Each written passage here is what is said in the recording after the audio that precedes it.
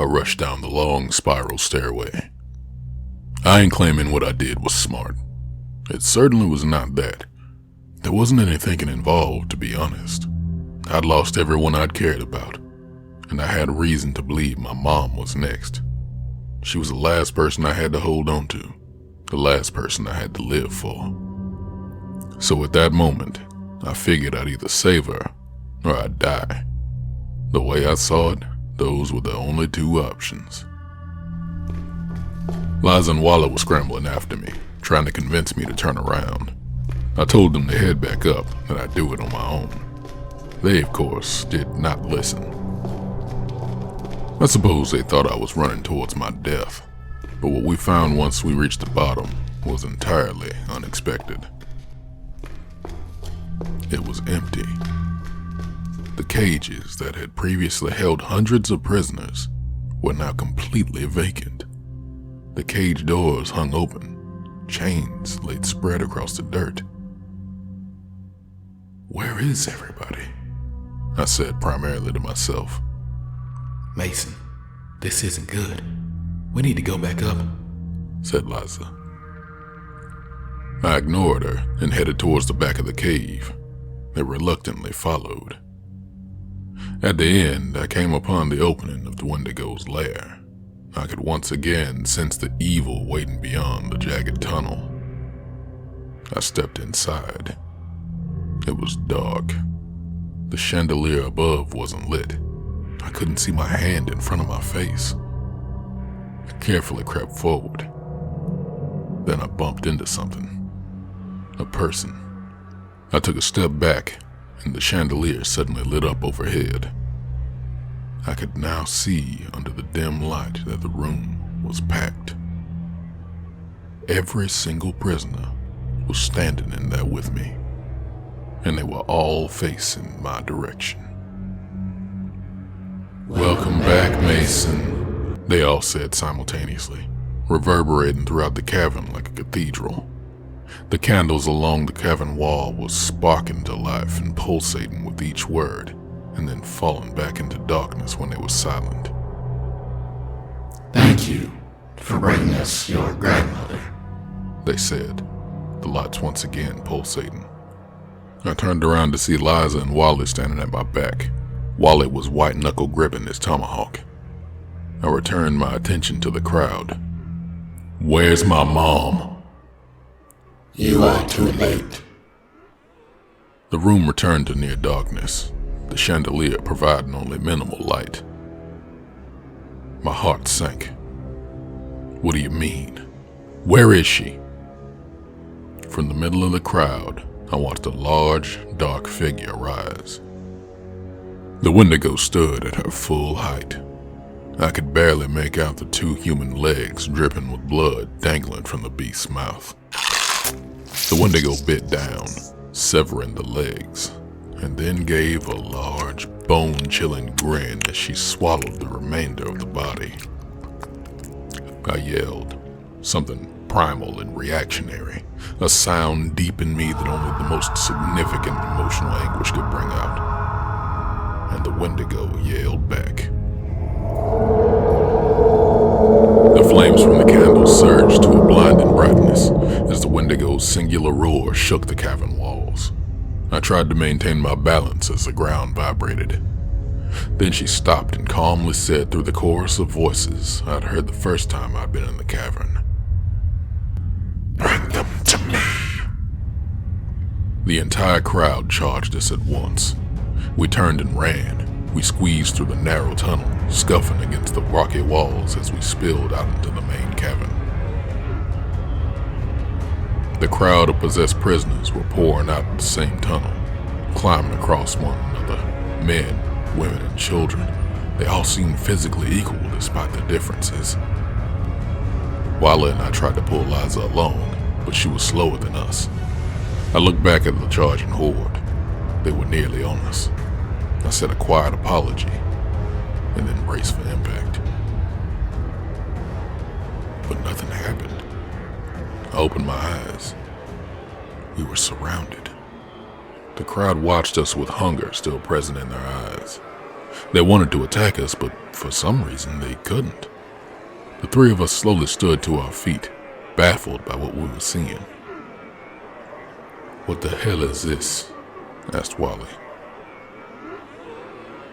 Liza thought for a moment, then removed the dream catcher from around her neck. She held it out in front of her. The prisoners recoiled. The mayor can't get past the dream catchers, and they can't get the prisoners to attack us without possessing them. Liza seemed to be realizing this for the first time. She began walking towards the crowd, the dream catcher held out in front of her. The prisoners spread apart, creating a path to the exit. Let's go, said Liza. We started to follow her. Then we heard a roar coming from the end of the cave, and the sound of breaking bones. The Wendigo's arm appeared outside the tunnel, followed by a face which had become morphed and broken. Another arm shot out the opening as the Wendigo pulled herself through. More snapping bones. The Wendigo's body jolting with each snap. The Wendigo was violently contorting her body to get through the narrow tunnel. She was dragging herself out. Her long, gangly body slid against the dirt. Once outside, her body immediately started repairing itself, joints and bones popping back into place. She turned and stared at us with her large saucer eyes. Liza's voice trembled as she uttered, "She's no longer possessed by the mayor."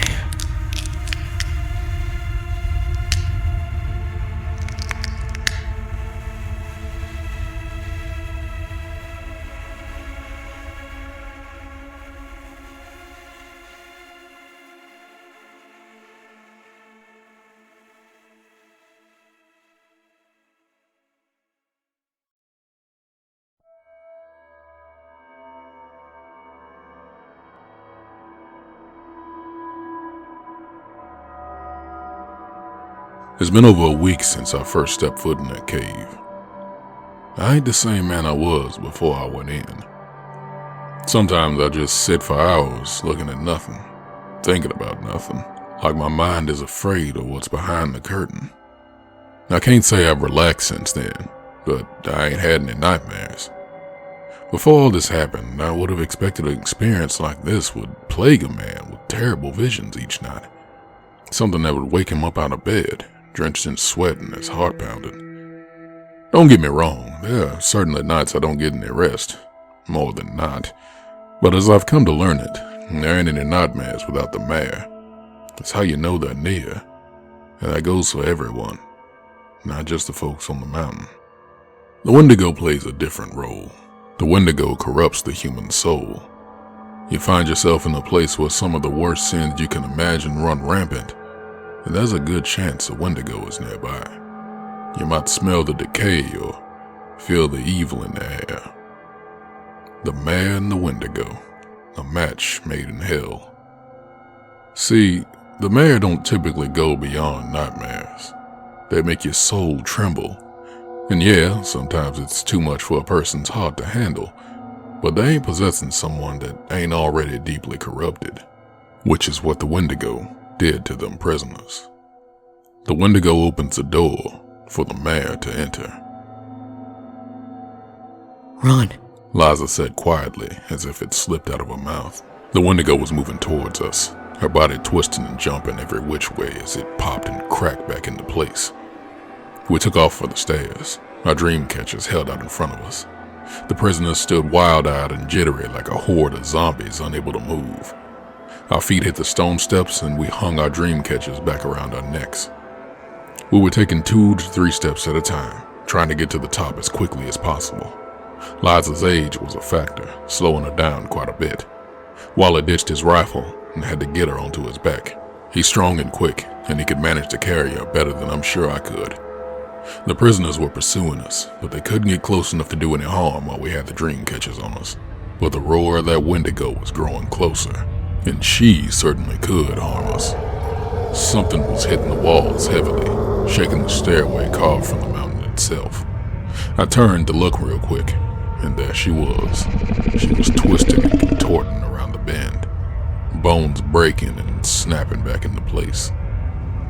prisoners were crawling across her and below her, anywhere they could get through. Some of them would make it out in front of her and then immediately get trampled or swatted out of the way. I still had my rifle on me. I turned and I fired, but it did nothing to slow her down. Wally was well in front of me, despite Liza being on his back. I could tell she wasn't the type that liked being carried around, but she knew her limits. She had her head turned throughout, hollering at me to hurry up. At one point, the Wendigo swiped at me and nearly hit me with his arm-length fingers, and that gave me the extra boost of adrenaline I needed to catch up to Wally. I could see the exit up ahead. We were nearly there. The Wendigo was still behind us, sounding louder and angrier. We reached the door and spilled into the interior of the Mundy house. I ain't sure why I figured it would work, but I immediately jumped back up to seal the door shut. The Wendigo hit it like a speeding train, launching me backward and out one of the previously boarded up windows. The air left my lungs as I hit the ground outside. I laid out there dazed and struggling to breathe beneath the night sky. I'm sure I was hurting, but I didn't have time to acknowledge it. Wally and Liza were outside helping me to my feet. Get up, Mason. We have to get to the truck, said Liza. Where's the Wendigo? She's in the... At that moment, the Wendigo came crashing through the decrepit old wall and launched herself at us. We ducked back down to the dirt and watched as she overshot us and tumbled down the backside of the mountain. That isn't gonna slow it down for long. Let's go, said Liza. We ran back through the house. The prisoners were pouring out of the door but still stopping before they could touch us. We ran past Sarah's body and reached the front entrance and exited into the yard. The truck was still there, along with all the other dead Mundys. I tossed Wally my rifle and jumped behind the wheel. Liza got in next to me. The prisoners were pouring out of every opening of the house. I started the truck and spun the tires, kicking up rock and dirt. And I turned the truck around and I started heading down the mountain. "Here she comes," shouted Wally. I looked in the mirror and I could see that the Wendigo had made it back up the mountain. "What do we do?" I asked Liza. We need fire. "Why?" The Wendigo was weak to fire. "What about the mayor?" Take out the Wendigo and the prisoners will no longer be corrupted. They won't be suitable vessels for the mayor. I rechecked the mirror. The Wendigo was fast, but my truck was a little bit faster. "Okay," I said. "When we get to the bottom of the mountain, you and Wally need to get out. We need the Wendigo to come after you." Mason, what are you doing? "I'm gonna take the truck back up to the mountain. I need you two to keep the Wendigo at the bottom." I skidded to a stop at the bottom and got out of the truck. The Wendigo was still a little ways off. "Wally, how much gas you got left in that jug?" Wally picked up the jug and shook it. "About a cup." "You still have those matches?" He nodded. I asked him to give me a couple matches and then took off my jacket and handed it to him. "Wrap your tomahawk blade with this and pour some gas on it." He jumped out of the truck and did as I asked. "When that Wendigo was getting close, you light that up and keep her at bay." Wally nodded. I got back behind the wheel and spun the truck around. "And Wally," I said before leaving, "take care of my grandma." I smiled at the two of them and sped up the mountain. I'd only known them about a day, but the way I saw it, they were the only kin I still had. The Wendigo was charging down the mountain as I was racing back up. The road ain't very wide, so I had to swerve into a yard to avoid her. She took a swipe at me and clipped the truck, causing the rear end to swing out. I regained control and kept going. I could see in the mirror that she had noticed Wally and Liza at the bottom. She even appeared to hesitate at first, deciding which of us she wanted to go after. She turned and headed down the mountain. I didn't have much time. I sped a little way up and braked hard. I jumped out of the truck with the matches and my dad's old handkerchief. I opened up the gas cap, got the cloth wet with some fuel, and stuck it in. I struck a match and lit the handkerchief. I quickly ran back to the truck and jumped in, and turned around down the mountain. I just started picking up some speed when the gas caught fire. The truck bed was quickly engulfed in flames. I accelerated some more, and the engine caught fire. flames whipping over the windshield. The dark smoke was thickening, and I could barely see in front of me. There was a crackle and a small explosion as I lost use of the gas pedal, but I'd already picked up momentum and was heading down the mountain fast. The heat from the fire was becoming unbearable. The smoke and fire flicked just enough that I could see I was almost at the bottom. Wally was swinging the makeshift torch back and forth, keeping the Wendigo from getting any closer to him. The horde of possessed prisoners was stampeding down the mountain behind me. I laid on the horn, now only a second from the bottom. I opened the door and dived out, landing hard against the dirt road. The blazing Ford collided with the Wendigo right as she turned around. It knocked her down and rolled on top of her, covering her in flames. Her roar was loud and pained. It resembled the agonizing wail I'd heard from Sarah earlier. She was flailing around wildly, fire eating away at her pale flesh. Through the flames, I could see her large saucer eyes staring right at me. She was no longer screaming. She wasn't making any sound at all. She just looked at me, as if she'd see me again. I stared right back at her and watched the bitch die. Wally and Liza ran over to me. They tried to help me up, but I told them not to. I could feel I'd broken a few ribs, maybe some other stuff as well. Look, Wally nodded. The prisoners were standing around, scattered and confused, like they'd just woken up from a bad dream. Against my better judgment, I went ahead and let Wally and Liza get me to my feet and limped over to the crowd. I was looking for the Keller boys. I hollered their names as best I could, but it hurt to speak, let alone yell.